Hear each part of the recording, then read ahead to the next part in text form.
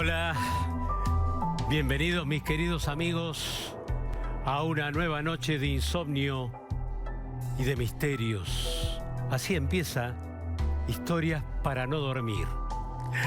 Esto que voy a contarles hoy puede resumirse así. Es una apasionada y novelesca historia de amor donde conviven la tragedia, la oscuridad y el misterio.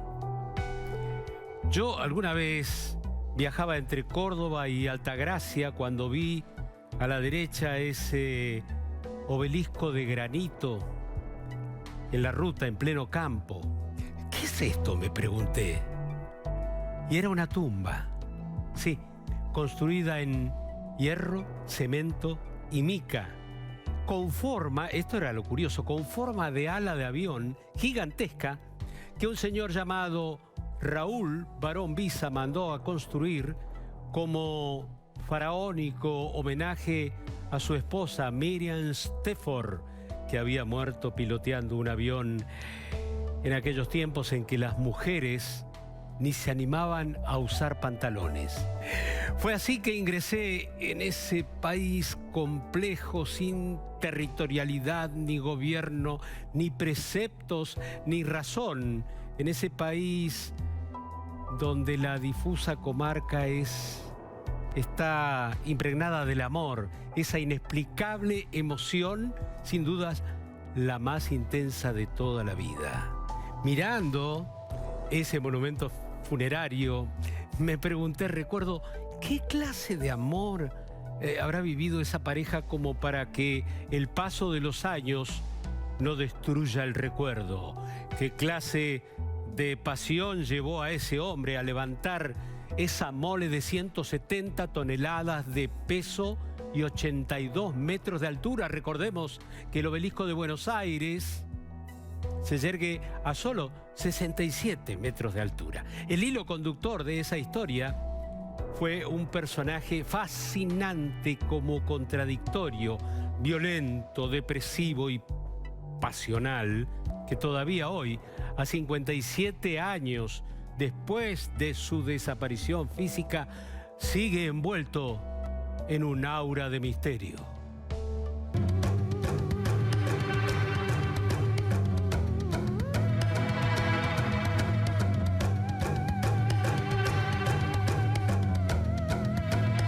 Así es, amigo, Raúl Barón Visa, de él estamos hablando, había nacido en 1899 en Villa María, sur de Córdoba. Él era un joven escritor transgresor para la época y aparte un dandy cosmopolita irredimible, hijo de un terrateniente cordobés. En uno de sus frecuentes viajes a Europa, donde se dedicaba a despilfarrar la cuantiosa fortuna familiar, conoció a una señorita llamada Rosa Marta Rossi Hoffman.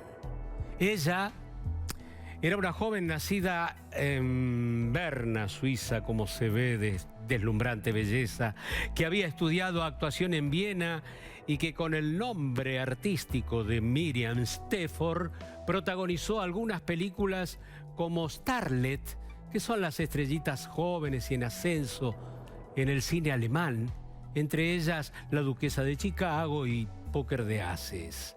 Una mujer deslumbrante, alta, rubia, ojos claros, espigada. En una novela autográfica que escribiría años más tarde Barón Visa, llamada El derecho de matar, iba a describirla así: boca pequeña de labios pintados, tibios, húmedos, boca de carmín, tenía ese rictus embustero, delicioso y un poco canalla. De todas las divinas bocas nacidas para mentir y besar. Ella tenía 24 años y acababa de divorciarse de un conde austríaco. Tal vez por eso, más tarde la prensa argentina la llamaría baronesa. Se conocieron en el Lido de Venecia durante la temporada de 1928. Miriam era joven, desprejuiciada, hermosa y se dejó seducir por ese príncipe encantado que era el joven argentino millonario. La rutina inmediata de la pareja, que iba de fiesta en fiesta, contribuyó, por supuesto, a ese encantamiento. Saint Moritz en invierno, esquí, la Costa Azul y la Riviera en verano, Capri y Venecia todo el año.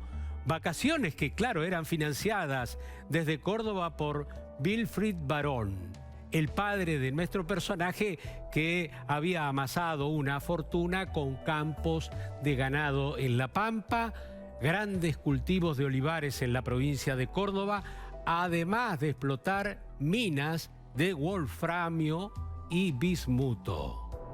Y el romance progresó rápido y llegaron a Buenos Aires como una pareja glamorosa y comprometida. Al principio, Buenos Aires era solo una escala en esa vida de cuento, porque la joven buscaba llegar a Hollywood, donde debería firmar un jugoso contrato, claro, como estrella de cine. La estancia que conoció Miriam Stafford fue Los Cerrillos, propiedad de los Barón en Altagracia, y luego de eso la pareja regresó a Europa y se casaron con gran pompa en la Basílica de San Marcos en Venecia. Y entre los invitados a la fiesta hubo nobles auténticos y aristócratas mentirosos, pero todos vestían trajes típicos venecianos y el cortejo nupcial en góndolas por los canales acompañó a los esposos hasta el Hotel Cipriani.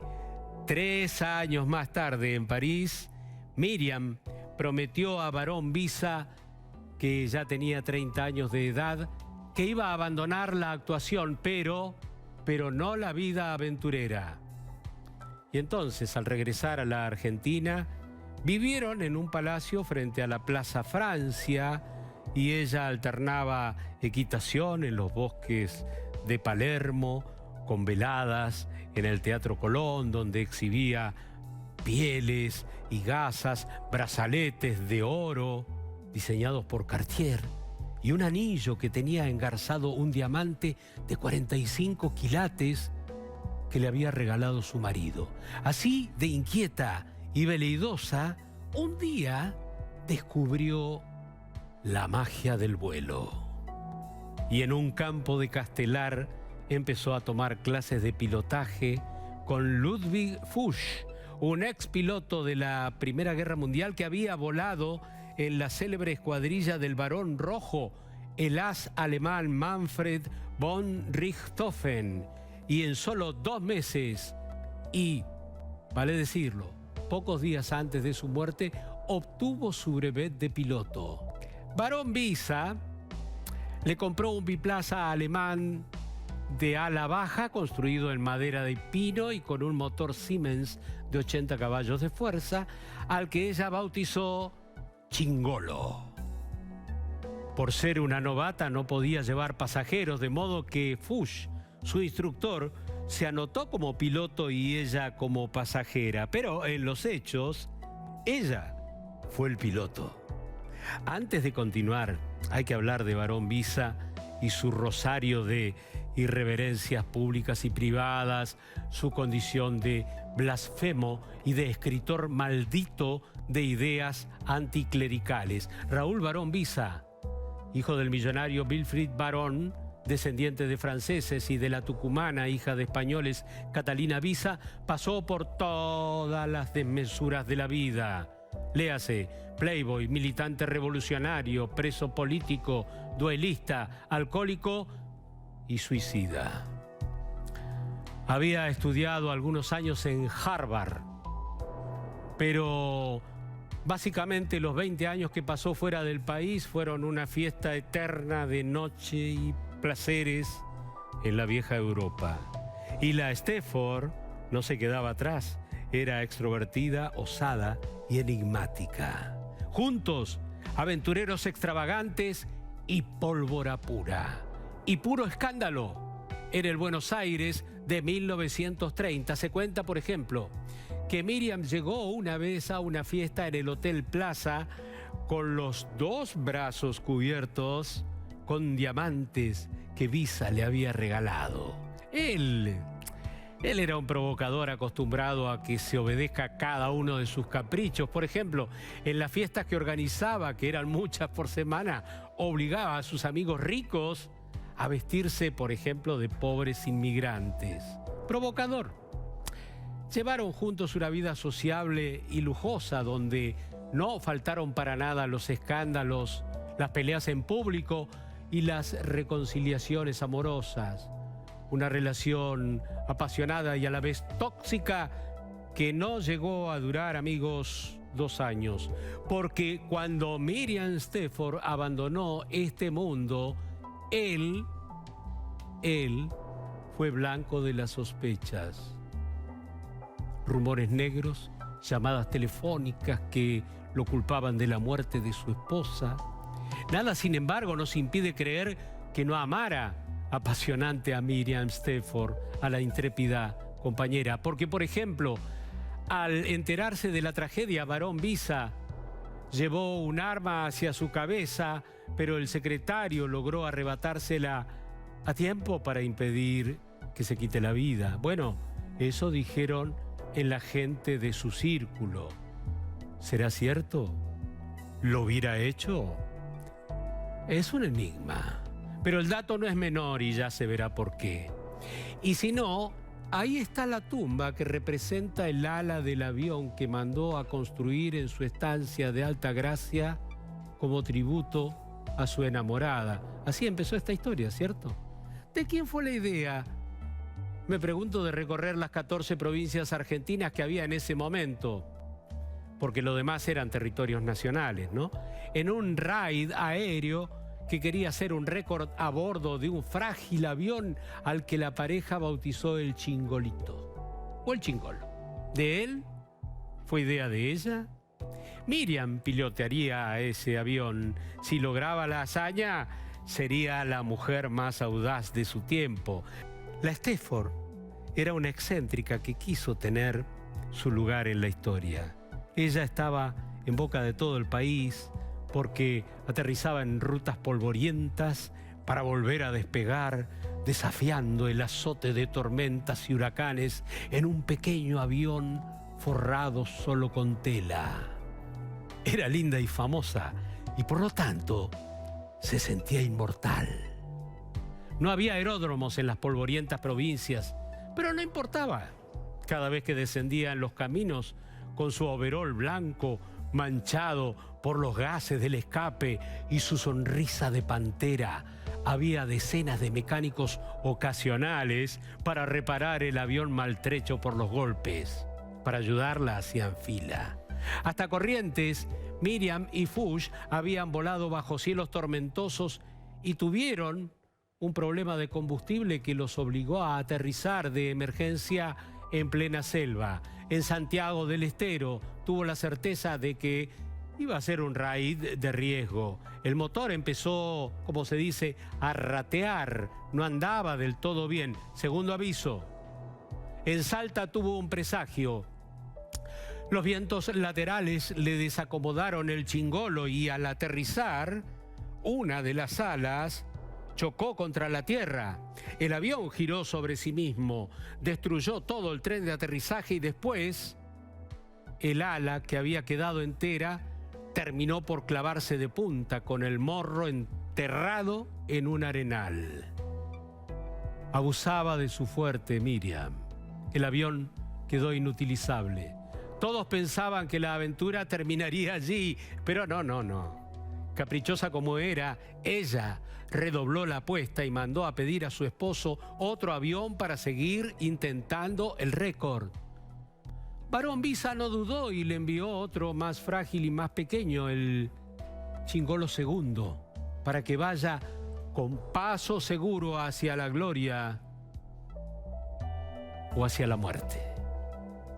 La Stafford quería ser la heroína del aire y compensar así con su audacia la fama y trascendencia que el cine le había negado,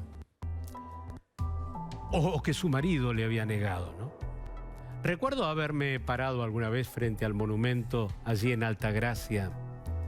Sé que por dentro tenía una escalera caracol con 406 escalones hasta la cima. La tumba mausoleo estaba destinada a ser el faro más alto de Sudamérica. Se encendería por las noches para guiar a los pilotos que surcaran el espacio aéreo. La base no es otra cosa que una cripta abovedada. Descendiendo unos 30 escalones por oscuros pasadizos, se puede llegar hasta el sepulcro. El sitio está cargado de reminiscencias faraónicas. Sobre la lápida que protege su tumba hay una leyenda sobre el granito que produce escalofríos de solo verla y que dice: la maldición caerá sobre quien ose profanar esta tumba. Parado frente al candado oxidado que no me dejó entrar al mausoleo, no pude ver con mis ojos todo lo que se dice que hay allí en ese sepulcro, pero que alguien con conocimiento de causa después me contó. ¿Y qué es lo que se dice que hay? Por ejemplo, que los famosos brillantes de la fiesta, recuerdan, en el Hotel Plaza, están encerrados con ella en un cofre junto con el no menos famoso diamante Cruz del Sur, valuado, escuchar bien, en varios millones de dólares. Otro regalo de nuestro excéntrico personaje. Y la leyenda cuenta que Barón Visa colocó cargas de dinamita que se activan si alguien intenta llegar hasta las joyas. En el monumento hay más cosas, como si ella hubiera sido mujer de un faraón que con su muerte se llevó todo al otro mundo. Varios retratos al óleo de Miriam Stefford y en una vitrina su casco, sus antiparras, el timón de su avión y el reloj de vuelo. Pero lo que más se nota es lo que falta. No hay una cruz. Barón Visa, como dije, no se llevaba bien con la iglesia, está dicho. Cierta vez le había mandado una bandeja de plata al Papa porque le escribió: a usted solo le interesa el dinero. Los nubarrones de la tragedia acompañaban el vuelo de la Stefford. La mujer seguía su raíz y no hacía caso de las señales. Ya había atravesado cielos límpidos en Catamarca y La Rioja y volaba plácidamente sobre San Luis. Había sufrido varios accidentes y de todos salió de su carlinga con una sonrisa de diosa, las hebras rubias doradas por el sol. Amorosamente tiznada de negro su cara por los gases que despedían los escapes del motor, su pañuelo al viento y un brillo de eterno desafío en sus ojos grises. ¿Qué podía matarla? Estaba a un paso de la hazaña. Sería la primera mujer en abarcar tanto cielo en América. La gloria estaba cerca. Apenas terminara el raid, su fama trascendería las fronteras. Podría proponerse nuevos desafíos y convertirse tal vez, ¿por qué no?, en la aviadora más importante del mundo. Así fue que aterrizó en el puro desierto de Maralles, San Juan, apenas una aldea que iluminó con su radiante sonrisa. Allí cargó combustible, se presume, porque ahora sí empezamos a cruzar el umbral del misterio insondable. Los únicos testigos fueron los obreros que estaban haciendo el tendido de vías del ferrocarril. Después de un breve descanso, el pequeño avión de la Stefford carreteó, levantó el morro, las ruedas abandonaron la tierra, se elevó con un ronroneo que se escuchó en las fincas vecinas y cuando estaba a 150, 180 metros de altura, el motor tosió. Inmediatamente una lengua de fuego se desprendió del morro del avión. Tosió una, 2 veces, 3 veces y ya no lo hizo más. Fue como si a un pájaro le hubieran dado con una carabina. Eso le pasó al avión de la Stefford. Se desplomó en silencio desde 150 metros de altura hacia la tumba de los aviones y sus pilotos. Pero si uno ve cómo quedó el avión, no entiende bien cómo murieron Miriam Stefford y su acompañante. Si bien hubo un incendio, el avión quedó casi entero y la pericia policial determinó que el accidente había sido provocado por la sospechosa limadura de una chaveta y tuercas que se aflojaron, y uno de los mecánicos que había preparado el avión acusó a Barón Visa del crimen. ¿Y las razones cuáles serían? Bueno, las supuestas infidelidades de Miriam Stafford. Pero, amigos, nada se pudo probar y la pena desconsolada del viudo adoptaría características monumentales. Primero, levantó un monolito de 10 metros de alto en Maralles, en el sitio de la tragedia, con la inscripción: una bella muerte honra toda una vida.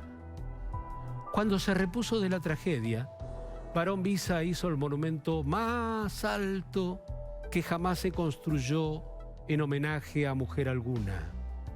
Precisamente ahí, un día, bajo la sombra de la gigantesca ala de avión que la tarde proyectaba sobre mí, parado frente a una lápida a unos metros de la cripta, yo pude ver el motor, los restos incrustados en el monolito de granito, oxidados, muertos, estériles, como un pájaro disecado en el museo, y pensando que esa mujer encantadora tenía solo 25 años cuando vio llegar la muerte, y miré la inscripción en relieve que le dejó su marido para compartirla con todo el mundo y que reza: viajero, rinde homenaje con tu silencio a la mujer que con su audacia quiso llegar hasta las águilas. La hermosa Suiza austríaca se fue de este mundo el 26 de agosto de 1931, dejando su nombre en la historia.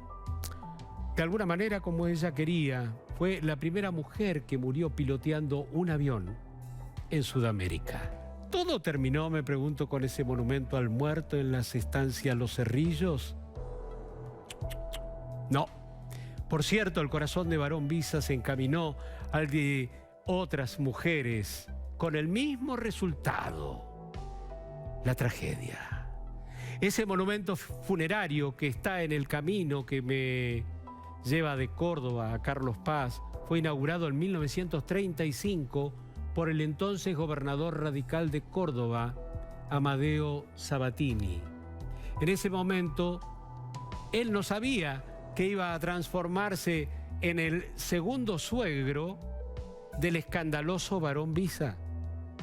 Solo diré que el viudo sedujo a la hija del gobernador, Clotilde Sabatini, que solo tenía 17 años cuando se conocieron. Aquel día de la inauguración del monumento funerario que acababa de construir Barón Visa para honrar la memoria de la intrépida Miriam Stafford.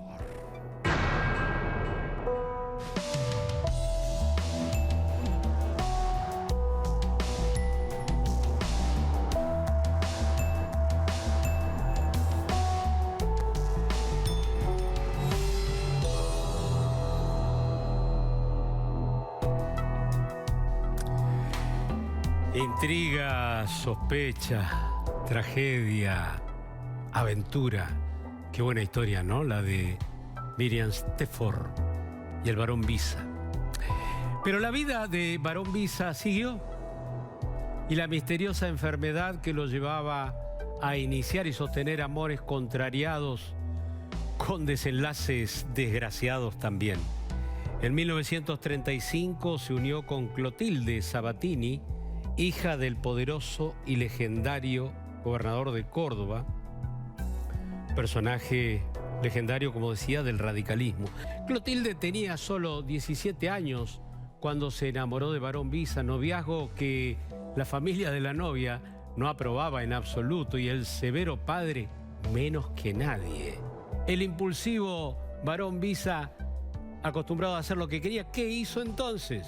La raptó y escaparon al Uruguay, se casaron y tuvieron 3 hijos. A pesar de estar casada con esa clase de hombre más afín a la buena vida, al desenfreno con alcohol, drogas y fiestas y a la transgresión de las costumbres, Clotilde Sabatini fue Medalla de oro en la Universidad de Buenos Aires. Obtuvo las más altas calificaciones en el profesorado de Historia y realizó másters de posgrado en Suiza, Inglaterra y Estados Unidos.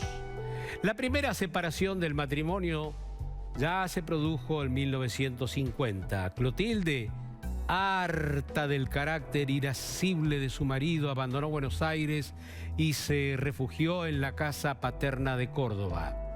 Así como Miriam Stafford debió abandonar una prometedora carrera en el cine para seguirlo, Clotilde Sabatini debía evitar incursionar en la actividad política, cosa que alentaba a su poderoso padre. Idas y vueltas tuvo esa perniciosa relación hasta que en 1964, cuando juntos iban a firmar el divorcio en presencia de sus abogados, él le desfiguró el rostro arrojándole un vaso de whisky que en realidad contenía ácido. Y después se quitó la vida. El resto es una historia muy desgraciada que involucra a Clotilde, que se fue de este mundo del mismo modo, y a los restantes miembros de la familia. 3 hijos, con un final calcado, prematuro y triste.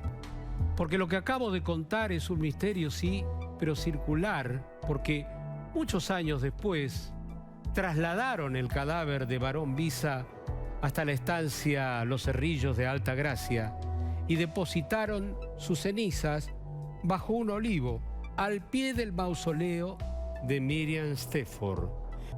Recuerdo que me fui de aquel sepulcro vertical hace unos años al atardecer, pensando que tal vez, separados como estaban por escasos 10 metros de distancia, en el lugar donde habían sido felices alguna vez, Barón Visa y Miriam Stafford hayan encontrado finalmente la paz en la quietud de la muerte. Ellos que vivieron tan rápido.